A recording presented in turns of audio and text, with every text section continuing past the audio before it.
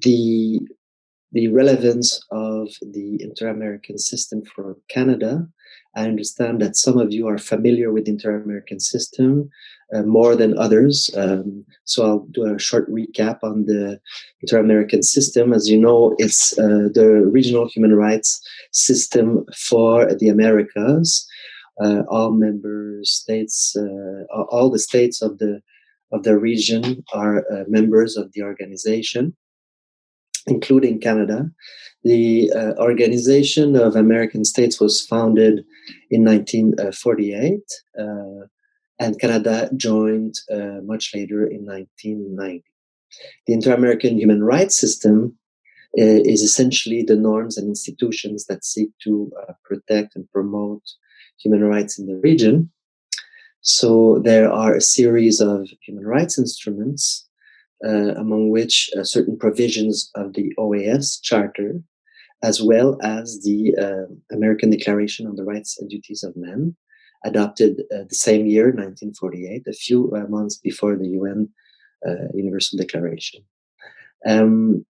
In addition to that, in 1969, member states adopted the American Convention on Human Rights, and later on, a series of additional treaties that deal specifically with thematics that are of particular importance for the Americas: economic, social, and cultural rights, protection of women against violence, discrimination, and so forth.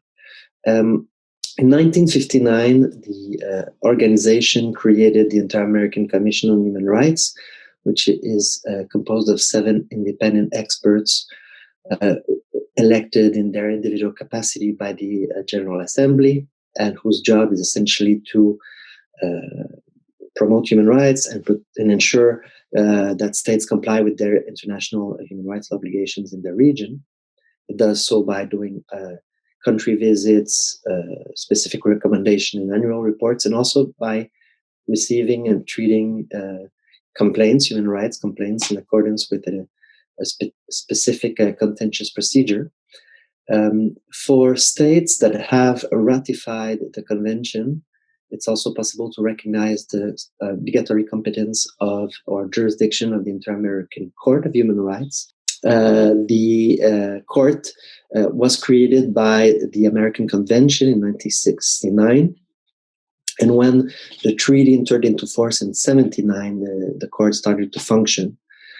For cases to end up at the court, the Inter-American Commission has to treat these cases, adopt a decision on the merits, and then submit it to the court if the states refuse or do not fully implement the Commission's decision.